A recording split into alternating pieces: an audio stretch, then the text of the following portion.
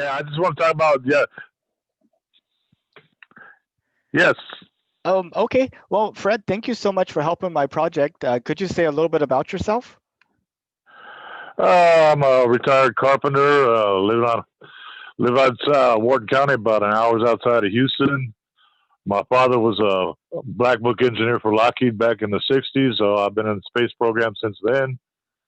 And I've been working on a lot of stuff and studying it.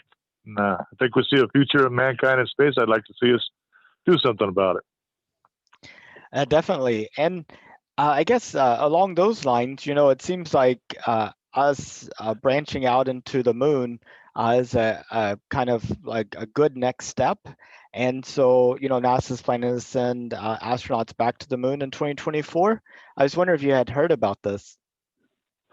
Yes, I had. I've kind of been following SpaceX since they started and watching Virgin Galactic and all the rest of them, seeing their progress with the spaceports and what they're doing here in Houston. Mm. And would you surprise you that most of the people I've talked to that aren't in the space community do not know that we're going back to the moon in 2024? Honestly, that wouldn't surprise me at all because a lot of them aren't listening to the same programs you and I do, and it hasn't quite caught on with the public's perception as I think is going to here with the next few rocket launches. And there's a big test flight today of SpaceX's Starship SN8, which is supposed to do the 15-kilometer flight. Are you planning to see that? Oh yes, in fact, I think I read the other day where they reduced it to 12.5 kilometers because of probably wind turbulence over that above that. Yeah, And it was originally planned for last Friday. They put it off, and finally, like you said, I think they're supposed to do it today. yeah. In fact, even on SpaceX's website, they have a live stream that's in standby mode. So it's going to be a pretty interesting deal. I know one of our members of our North Houston Space Society chapter drove down there last night, so he'll get to see it in person. I look forward to seeing Oh, his report. that that'd be wonderful. Um, do you think it's a hindrance for people not to know that we're going to the moon, or does it not matter at all? I mean, in the sense that if some people know about it, that's great. If other people don't, well, that's fine, just as long as it happens. Or do you think not having widespread awareness of what we're doing is going to limit us in terms of being able to get the support that's necessary to make it happen? Oh, that's definitely very true. Without the interest, I mean, I can imagine all the kids out there with the minds of the future that would be able to unlock secrets for us that aren't being reached because we're not trying to reach them. If it was mainstream, if they'd be teaching it in school, if they'd be showing it on the programs that there were YouTube videos in between that showed them, you got to catch them on their interest at their level. Just like back when I was growing up, they had programs that there was a huge general interest with the public because it was more than just an exploration. It was almost like a competition. Now we have, I saw the dawning of the age of commercial space and been holding my breath waiting for it to take place, and it's already taking place as we talk. That between commercialization of space and NASA working together, and now I believe with the whole world joined in, it's almost an obligation to us with scientific minds to go explore this and find out what we don't know. Yeah, absolutely. And it's really amazing to think of, the US has several private companies able to reach orbit. But there's one other country that has a private company that's able to reach orbit. And I think people are surprised to learn it's New Zealand, uh, which I think is kind of goes to show you that it doesn't matter. New Zealand didn't have a space program before, right? And they have rocket labs that's able to launch things into orbit, which kind of goes to show you that now pretty much any country that wants to can have people get together and create a rocket company. Yes, it was good news to hear that because they're close to a source With Australia right there, it's almost like you're outsourcing your company. You've got another branch starting up over here, another one up over there in different countries. And like you said, even though smaller countries that don't have a great national budget are able to start work with these companies that could come in and bring them. So to say, if they have a product, they can help with the exploration or just with the people who are interested in seeing it. Yeah, and I think there's 2 SpaceX Dragon capsules at the International Space Station. The resupply one's carrying the first ever private airlock, the Bishop airlock from NanoRacks, which I actually got to see in January whenever we went to go visit NanoRacks. So you're right, the commercialization of space is happening right now. It's exciting. Oh, I saw a picture about that Bishop in the box. You actually got to see that? That is so cool. Yeah, we got to touch it and everything. We had to wear bunny suits and we got to Oh, yeah. go into the clean room and see it. Not everybody is enthusiastic about you and me in terms of space exploration. Some people are like, we have problems here on Earth, like global climate change, hunger, poverty, violence. Why are we spending these resources to send people to the moon in 2024 when we have all these other things going on? I was kind of wondering what your response to them would be. Well, the one word phrase you had in there that makes a change is global climate change. Everything else you pointed out, violence, the problems, all this has always been a part of life in this country and any country on this planet. But the climate change here in the last few years is pointing towards this planet warming up to the point to where it's going to end up looking like Mars. Now, I don't want to sit here and put in kind of doomsday scenario, but this is what you got to think about. What if that is really going on? Well, the first thing we need to do is how to survive it. And the only way we're going to do that is learn how to live in space. So I see it as the climate change being the most important driver here amongst those everything that we see nowadays. If we can somehow pin the two together, the evolution of this planet is actually creating climate change. It's getting drier. We don't have any choice but to do something about it. Then maybe people might start taking interest in what we're doing beyond just, you're exploring outer space. You're also exploring this planet too. I mean, most of NASA's facilities to deal with Mars have been put out in the American Southwest Desert. In case nobody noticed, it's exactly the same. So, yeah, it would have to be climate change as the biggest driving impetus pushing for this. Yeah, it's. I saw a picture of Florida. If the sea levels rise as high as we expect them to over the next 50 years, what Florida would look like. And essentially the entire tip of Florida jutting out into the Gulf Coast, the Gulf of Mexico was completely submerged, and it was only the top part that was still visible. That's a scary scene. And to think, the Kennedy Space Center and Cape Canaveral and all that could be underwater. Global climate change might really impact our ability to access space with our current placement of our launch pads. Yeah, exactly. SpaceX, where they're sitting out on the coast down in Boca Chica, and it starts to make a spaceport in Houston and the one in New Mexico to look a lot more feasible than launching from out on the coastline. Yeah, our Blue Origin's test facility out there in West Texas, in Van Horn, exactly. Texas, that might be coastal property before they know it. Oh no! Don't tell me that. My house would be underwater then. Yeah, exactly. So if it was safe and affordable, would you go to space? Given my medical condition, if they said I could, yeah, I think I would.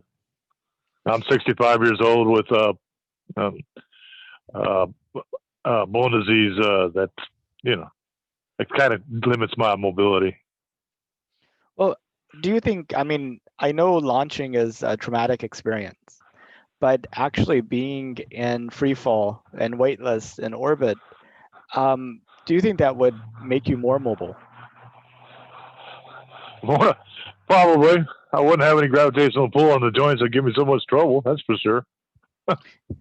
Yeah, it could be a lot better. We just need a space Maybe a elevator to get better people life. there. Yeah. Yeah. Yeah. I do believe we're basically attached to the electromagnetic field of this planet, and that's the problem that we're having right now with space exploration is they can't figure out why the bodies. You want to say digressing, whatever? Why we're going backwards when we're in space?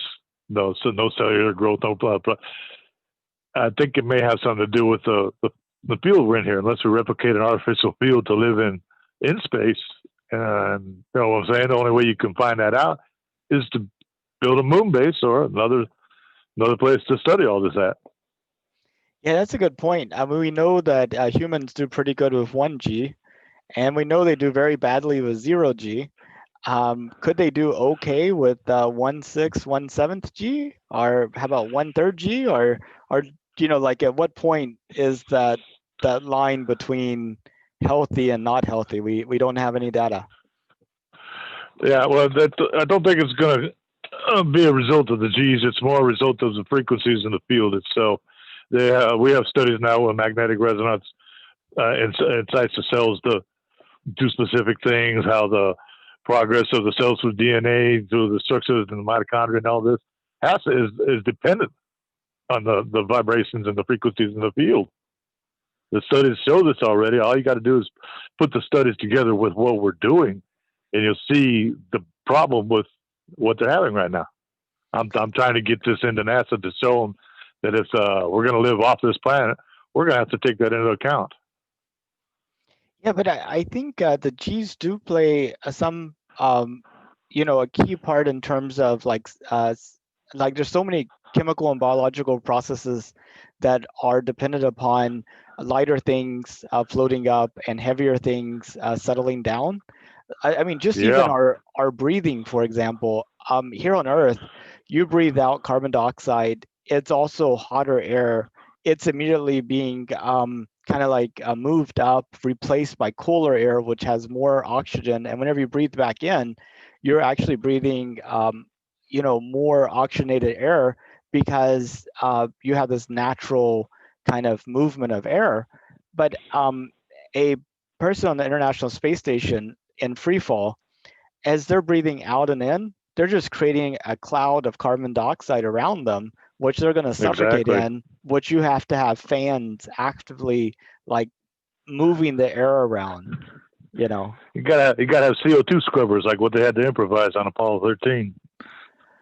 Yeah, you got to have that too. But even with Uh-huh. that, you might be scrubbing out really low, all the air that doesn't have carbon dioxide because you're not having the mixing of the air like you do here on Earth because you don't have that No, same. no gravity.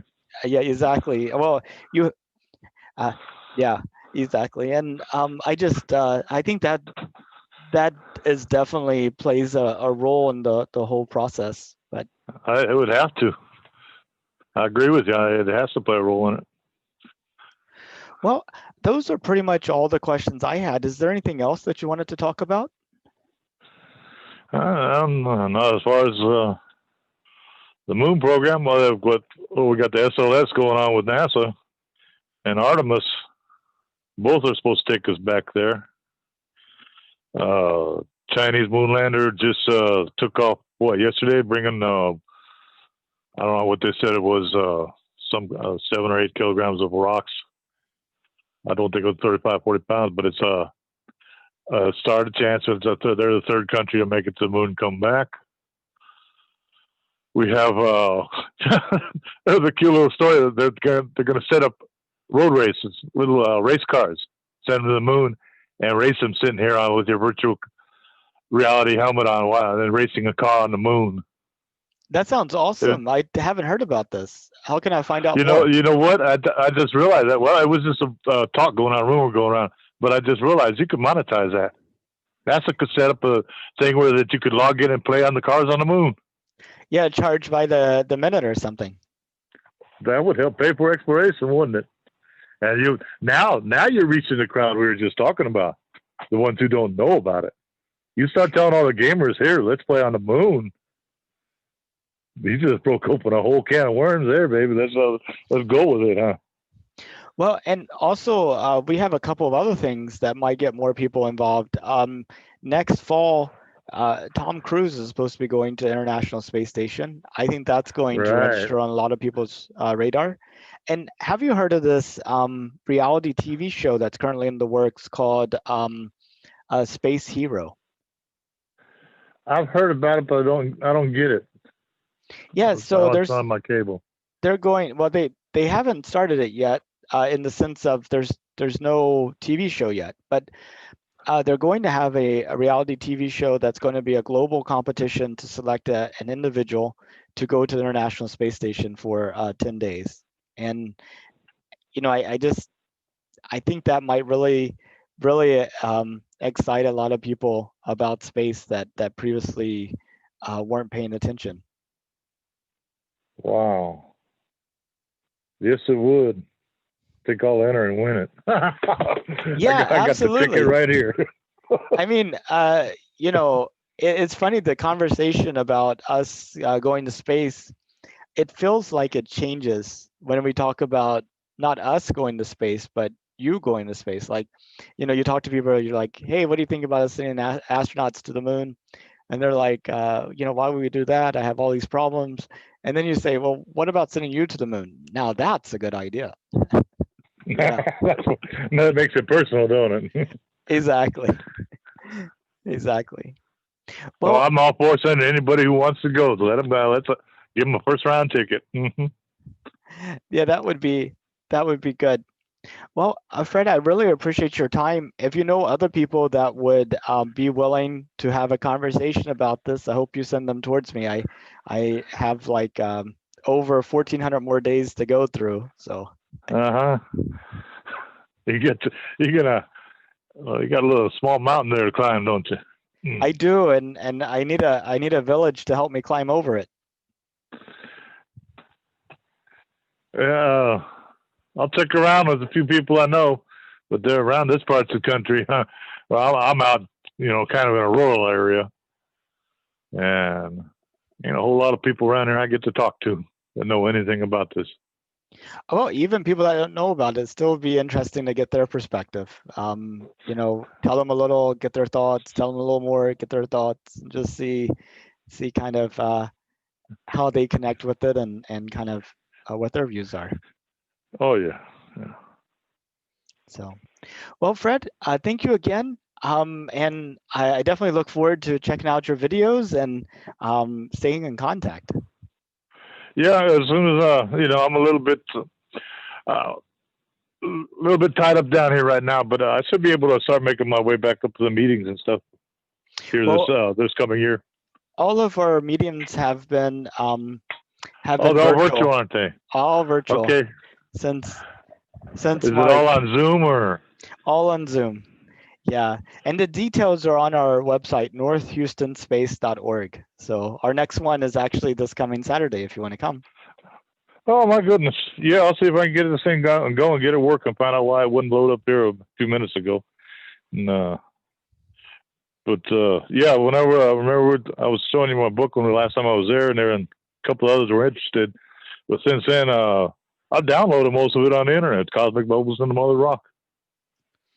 Yeah, the internet's the way to get information out there. You know, it's free to distribute pretty much, and free to access, and you got the whole world.